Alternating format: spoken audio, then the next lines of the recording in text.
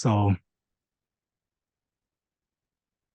for this talk, this is not something like I would like this to be something more not so formal, right? And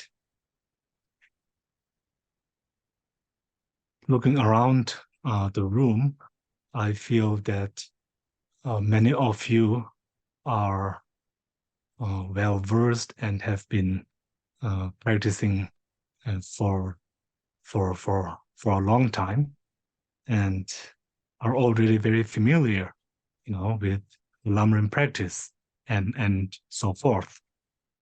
The foundation of all good qualities. This text is, in a way, something like the target audience. I feel is someone who is already who has already practiced Lamrim for quite some time and is familiar with the practice. And this text, it's very helpful in remembering the essential points from Lamrim, right? And this text is also known as something like, I think, Chilab Ongshu. So something like, is it heap of blessings? I think heap of blessings. And these blessings are, it's of course being referred to the realization of Lamrim, right? The Lamrim realizations, such as the realization of the preciousness of this human life, of leisure and opportunity, and so forth. Here, beginning with the first verse on relying on the guru, relying on the spiritual mentor, I see different translations. Bob has sent me a few translations. So in some translations, it uses this word. Maybe I can read the first line. Following a kind master, foundation of all perfections, is the very root and basis of the path. Empower me to see this clearly and to make every effort to follow well. So this is the pure hard version, and then we have the FBMD version here. The foundation of all good qualities is the kind and perfect pure guru. Correct devotion to him is the root of the path. By clearly seeing this and applying great effort, please bless me to lie upon him with great respect. So there are a few different translations.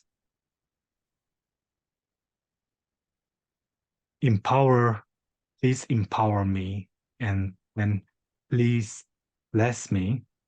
And also, I think in one other translation, I think from Sarvasti Abbey, I think something like give me inspiration, right? So yes, there seems to be different wordings in all these different ways of expressing this first line.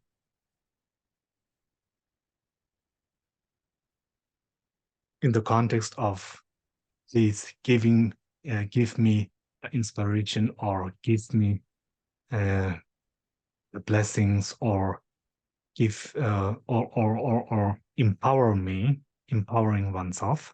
In all of those parts, I feel that joy is a very important part of that, right? Joy. How can one be empowered to see how the guru is so important and not have joy, right? How can one receive the blessings of guru devotion without having the joy, right? So joy is a very important part of this. And because many of you, on your path, you have met many teachers, met many spiritual friends who have inspired you. You have met your gurus, and the guru is so important because without the guru, then there is no link, there is no connection to the Dharma, right? There is no connection to the Dharma without the guru. The guru is what brings the Dharma to life. The guru is what makes Buddhahood possible. The guru is the Buddha in a human form. The guru is our Buddha, right? So this is to reflect on having met our gurus, reflecting on that, from the onset of our daily Lamrim practice. This is very helpful in preparing us for the day, right?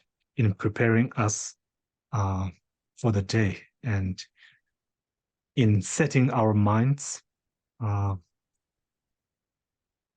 putting our minds in a conducive condition, preparing the mind in accordance with the Dharma. This is, I think, really the purpose of reflecting on our relationship with our gurus. This is, I think, a very important part. Without reflecting on this fact, without reflecting on this, on our situation, where we have the opportunity to meet this kind person, a person who gives us hope, a person who inspires us, and the person who really brings Dharma, which at times seems so abstract and unrelatable, and brings what is seemingly so abstract and disconnected from me, from where I'm at right now, and really brings this to life. This person is so important, right? There's such an important role in our spiritual lives. So it is clearly, I think it's evident why it is so helpful and helps us to simply bring our mind, bring it to a calmer state, to bring our minds to a more, I think it helps us reflecting on our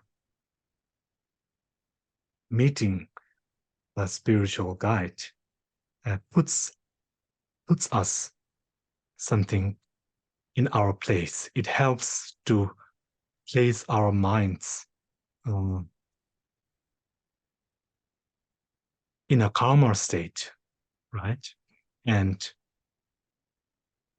simply it helps to point our minds towards the Dharma.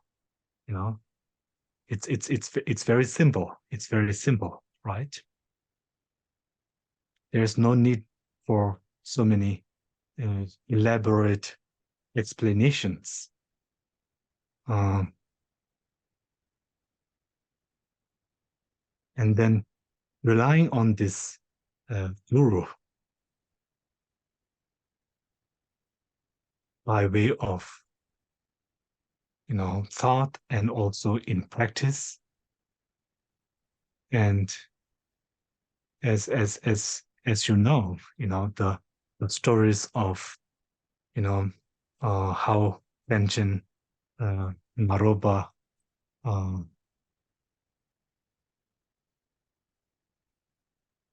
with his with with the relationship between Naropa and Loba, and then with Marpa and Naropa, and then Milarepa and Marpa, right? So this kind of guru devotion, it's really, I think there are no words to express when we hear how what Milarepa had to go through,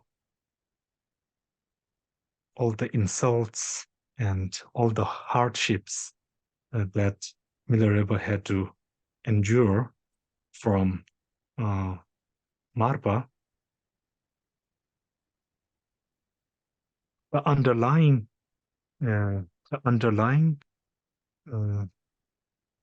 in all that story, Milarepa never gives up, right? Milarepa never gives up on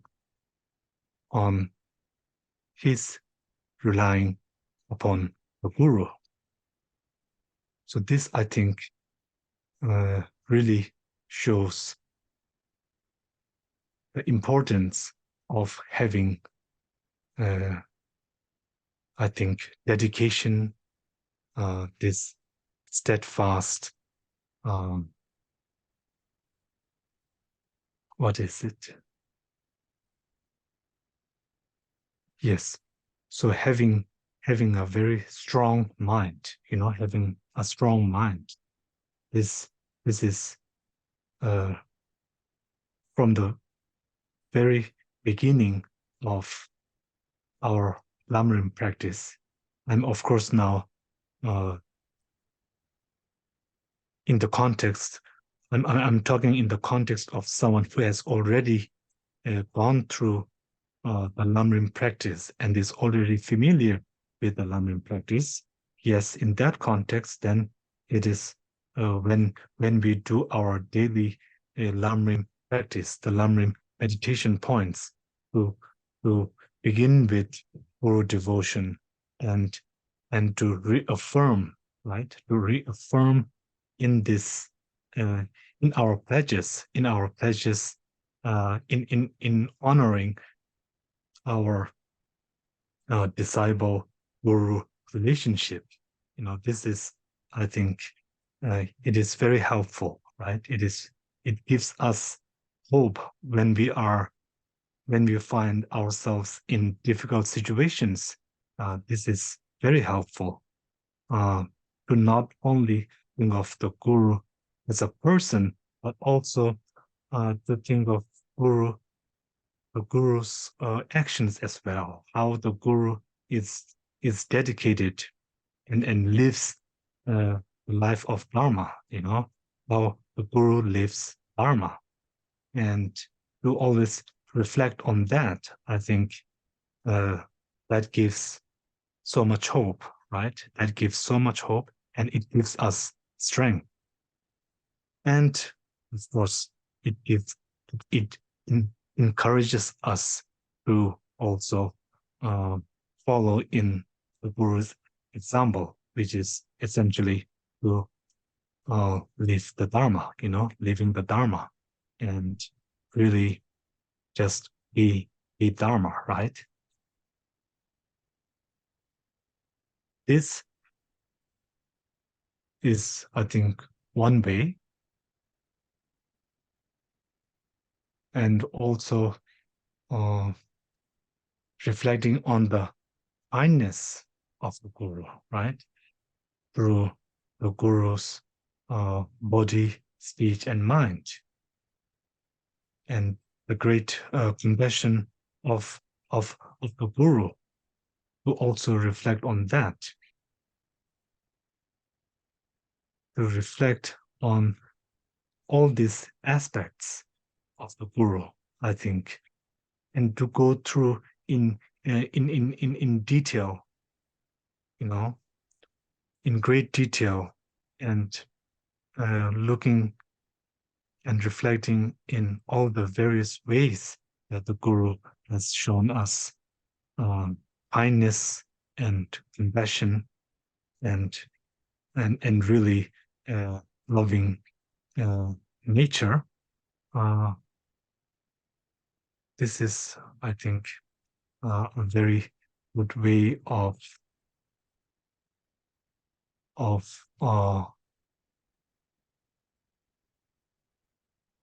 why we are doing all of this.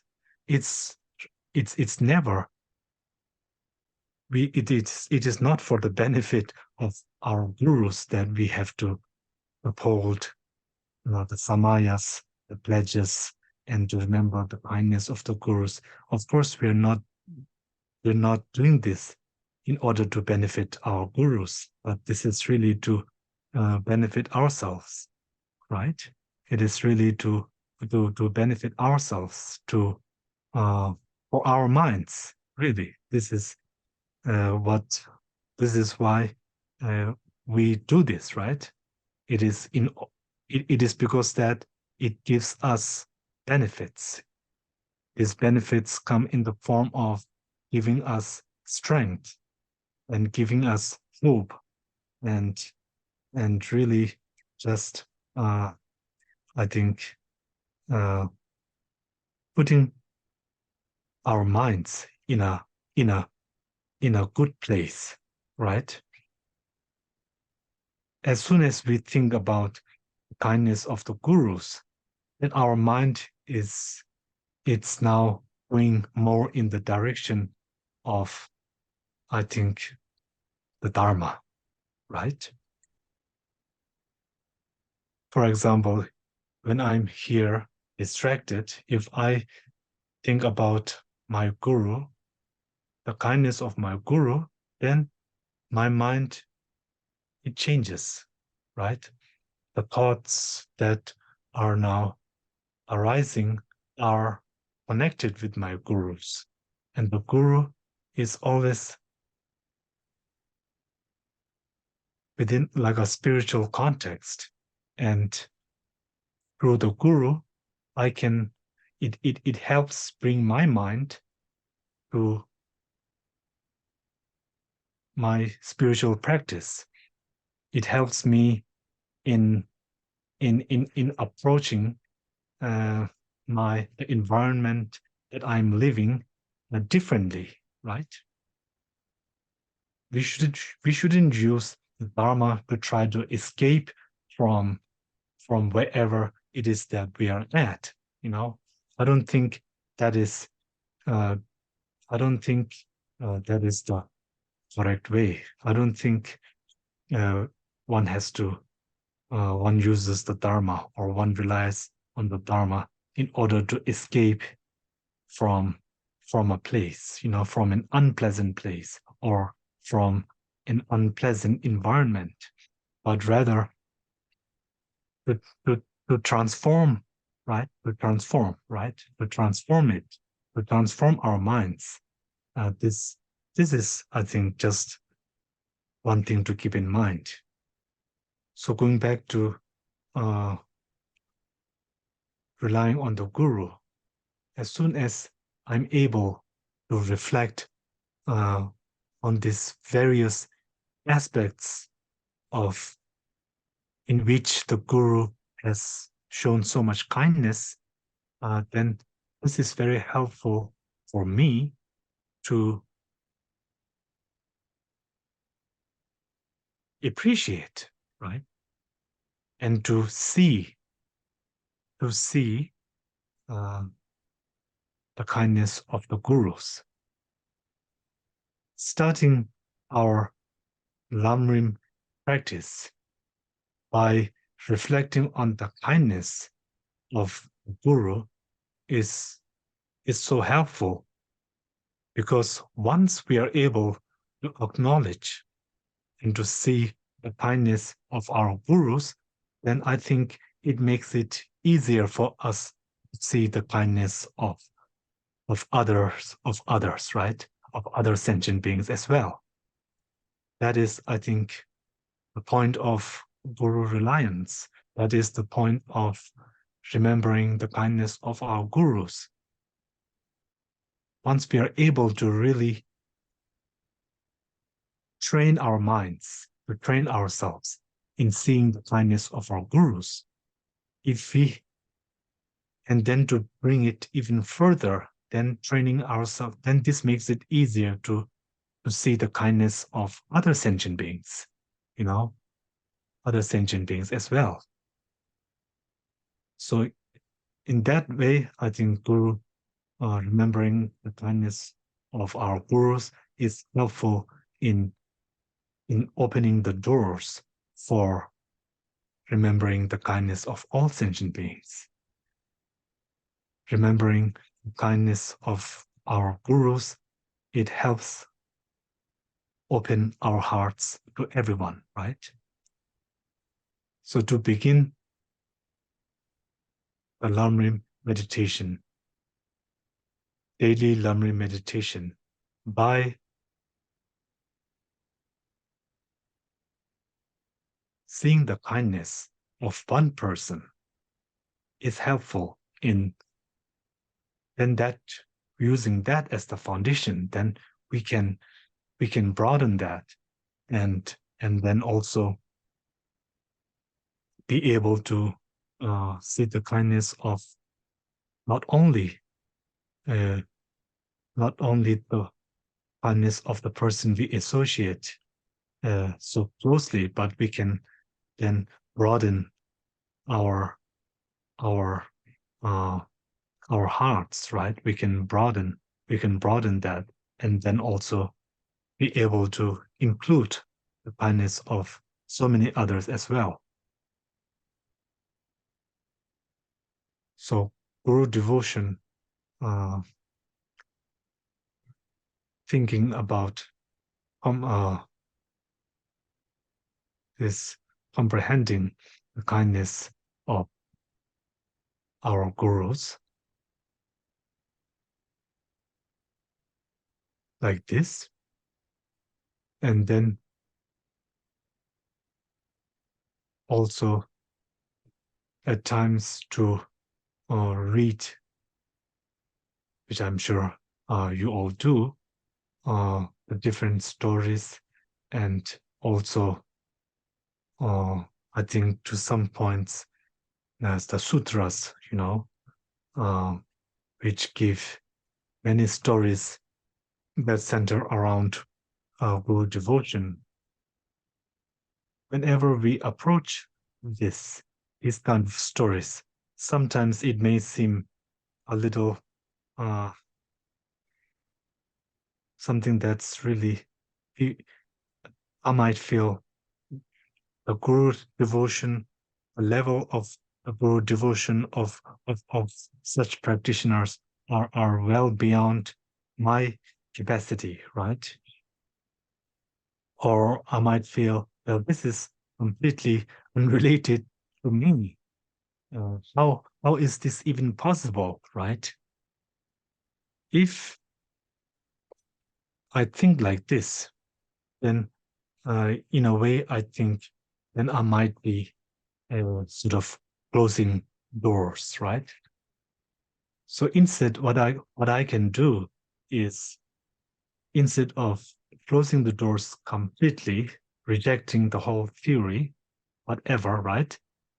Instead, for me, it will be more beneficial if I take some aspects, right? If I take some aspects of those stories, of those anecdotes, if I take some aspects of that and then just take the essence, right? To take the essence, I think is very helpful. You know, uh, the the main point of those anecdotes, I think, is very uh, useful. You know, it's many times uh, I feel I might reject something because on the basis that I cannot do so. This way of doing, this way of this trait, I think I might be with this trait, then I might be uh, limiting myself or closing the doors, and I think there I'm really what is the word? Uh, like lost opportunities, right? Lost opportunities. So then instead of completely closing the doors, then just take the essence, just take the essence is very helpful. So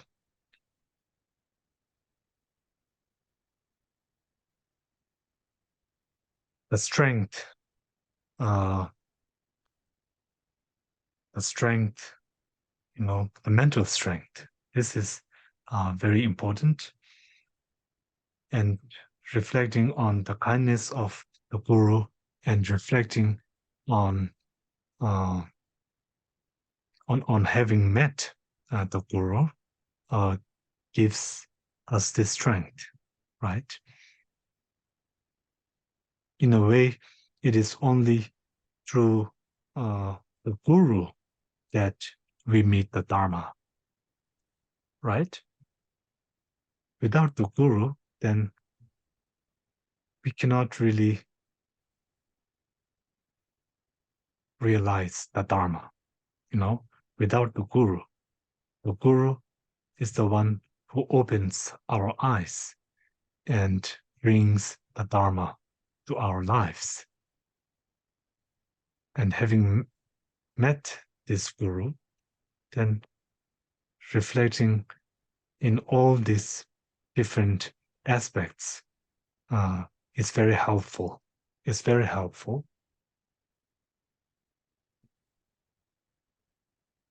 No matter what difficult situation we find ourselves, no matter what mistakes we may have made,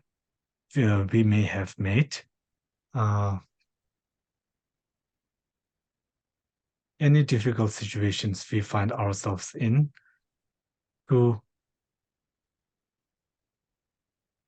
not be discouraged, to not be discouraged, because for the simple fact that we have somehow met the Dharma, through the kindness of our gurus.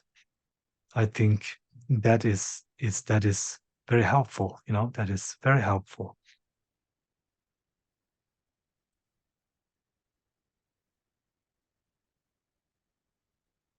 So to once in a while, then to meditate on how fortunate we are having met the right guru, and through whom we have access to the Dharma, through whom we have access to the Dharma, through whom we learn something more about our minds, through whom we learn that even though with all our difficult moments and this, what is it called, afflictive emotions and mental afflictions, obscurations, and some kind of darkness in our minds, right? Or distractions and our hopes and fears, our attachments and aversions, no matter how much all of these things are present in our lives, but so is the Dharma, right? So is the Dharma due to the due to our due to the fact that we have met our guru. So this is, I think, very helpful. It is very encouraging. It gives us encouragement and strength in our Dharma practice.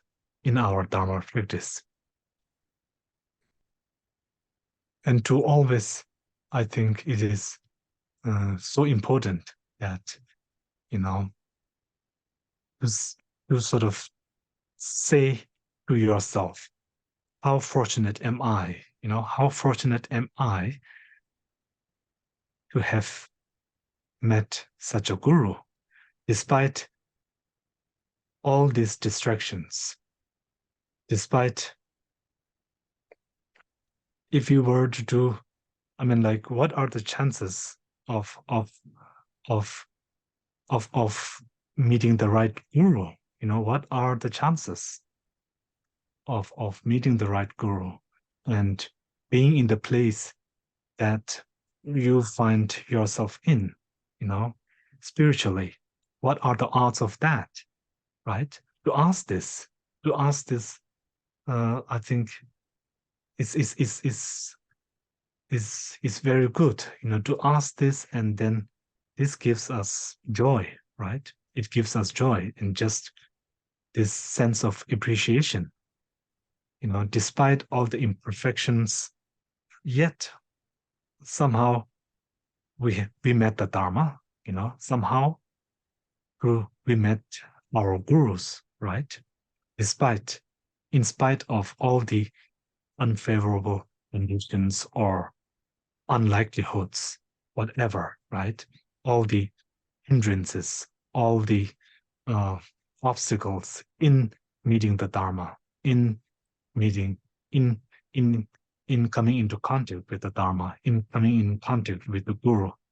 Yet we somehow, due to causes and conditions, right? Unknown, unforeseen causes and conditions, we are here, right? I'm here somehow. I find myself here, right? So, like this, I think just simply, uh, just simply smile, right? And simply be joyful at that. And I think to appreciate not only the kindness of the guru and others, and it's sometimes there are so many people involved in meeting the guru, right? There's someone who introduces us, and then who introduces us to this other person, who then introduces us and, tells us about this guru, and so forth. So when you think of all those causes and conditions, all those variables, then it's like, how fortunate am I, right? How fortunate.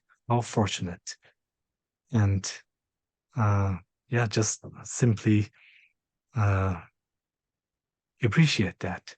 I think this is so important, and from this sense of appreciation of having met the Dharma, of having met the Guru, or having the access to such a Guru, right?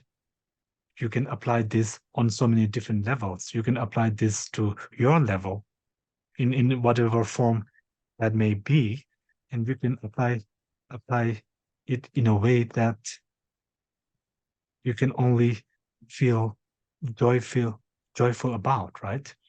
So and from there, right? From there, then to practice, and then to continue the day.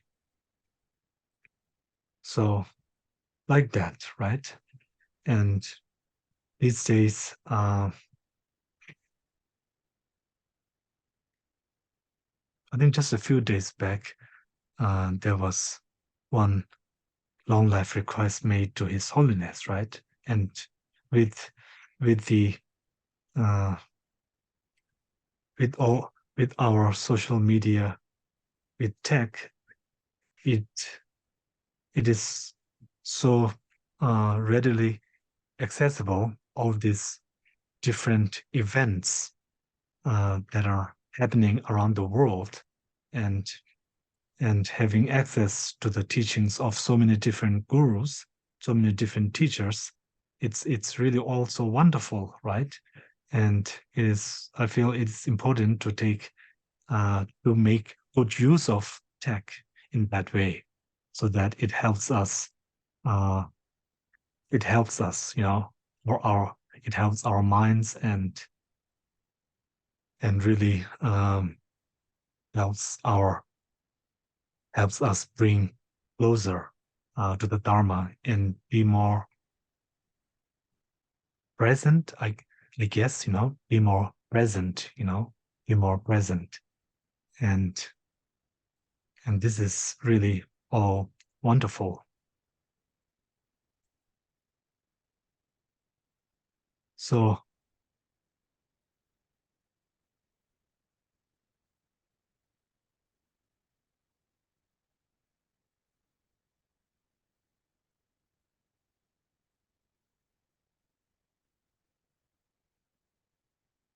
all of us here gathered in the room here, I think we are all gathered here really through the kindness of our gurus, through uh, through our gurus, then we somehow learn more and more about the Dharma. Learning the Dharma is something like learning the mind. To learn the Dharma is to know the Dharma. To know the Dharma is to know the mind, right? And the mind,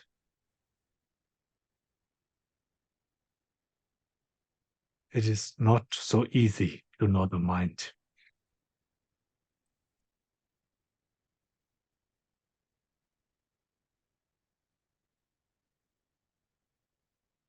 We can know more and more things about it, but to know the nature of the mind, then this takes for some training, some mind training, of course.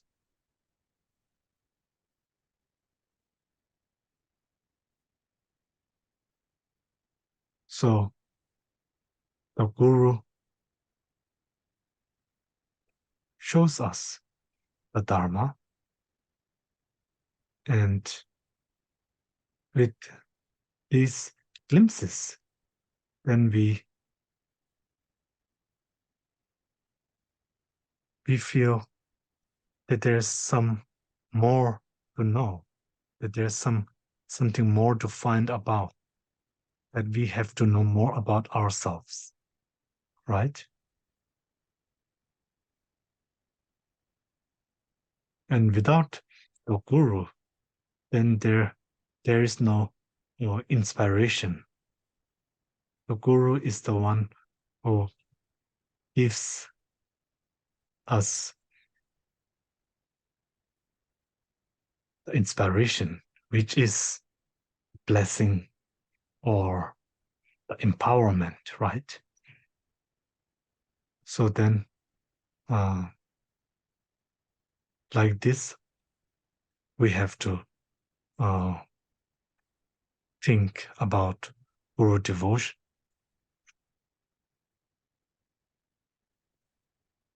And the guru, in essence, the guru is the method and the wisdom in a human form, something like this, right? The guru is like the personification of compassion and wisdom. So to always remember our gurus and how they engaged and how our gurus lived that life of serving others, of by showing the way, serving others by showing the way, method and wisdom.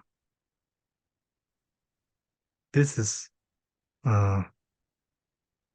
very important because I know that we're all in this room, we have met our gurus. So now it is so important to remember their kindness and to remember them and to simply, sometimes I feel I don't have to add too many words because you're already inspired. And through many years, decades of spiritual practice, with so many years of that, I don't think I can add so much. But really, I really appreciate your guru devotion. This is very inspiring, very helpful for me to see as well. So now to always practice our Lamrim practice, beginning of the day by guru devotion. This is very good.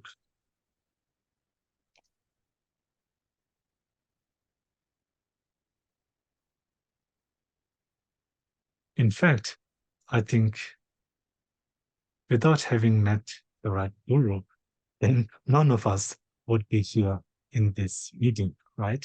None of us would be here. So that is so kindness and the importance of the guru is so clear, that is so clear. Each of us, we all have our stories to share when it comes to how we met the Dharma, how we met our teachers, our gurus.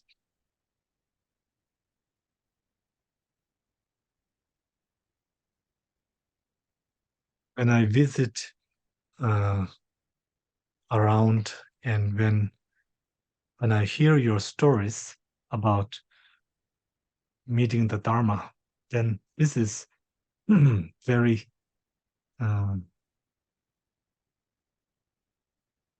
for me as a when I listen, then I I'm in awe, right?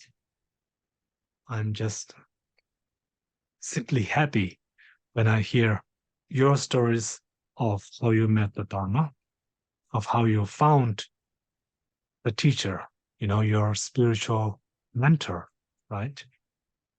So this, each of us, all of us, we have a story to share. And this is really uh, very encouraging, very encouraging. And so then with our daily practice, then to always reflect on that, how we are so fortunate that we have met the Dharma, and through the Guru who brings us closer to Dharma, and who brings Dharma closer to us, right? So to reflect on that, this is a very important part of our Lamrim practice, right? To reflect on the kindness of the Guru, and to reflect on how fortunate we are that we are, despite all the odds, we still managed, that we still find, that we somehow we found the Dharma, that we found the Guru. So from this place of joy and appreciation, then proceeding with the later points, or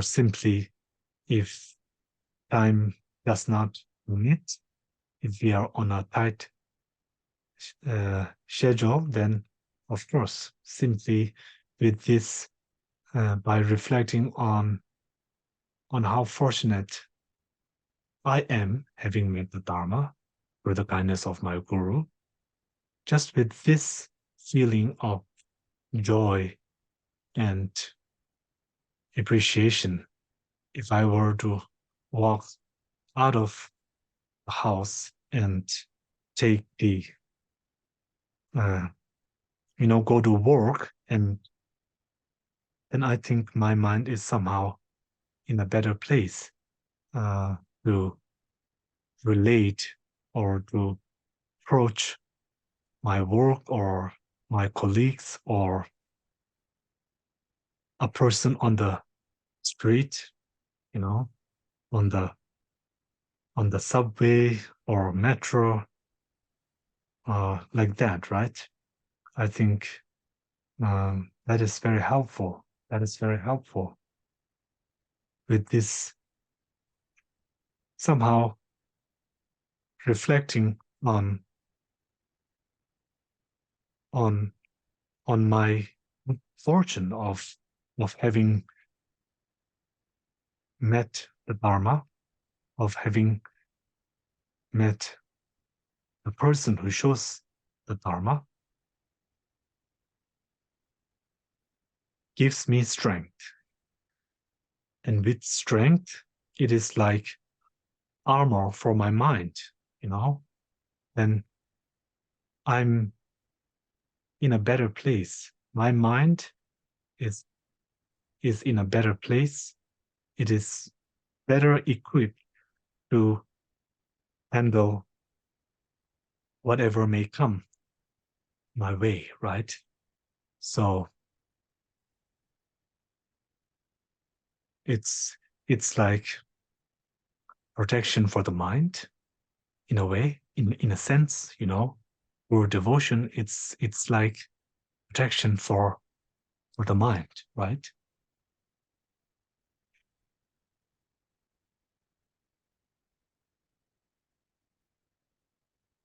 Protection, not against some outside person, not for some external factors, but protection from my own thoughts, protection from my own attachment and aversion, protection from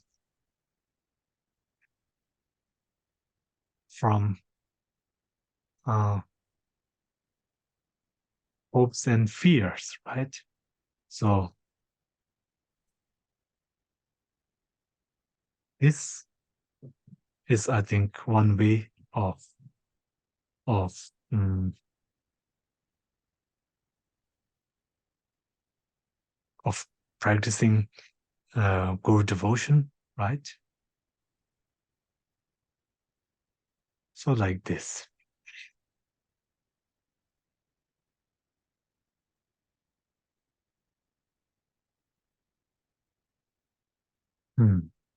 Well, I think uh, that's all I can say.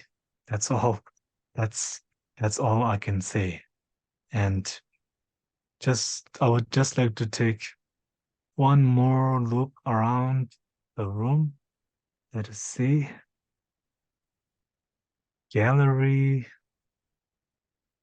Oh,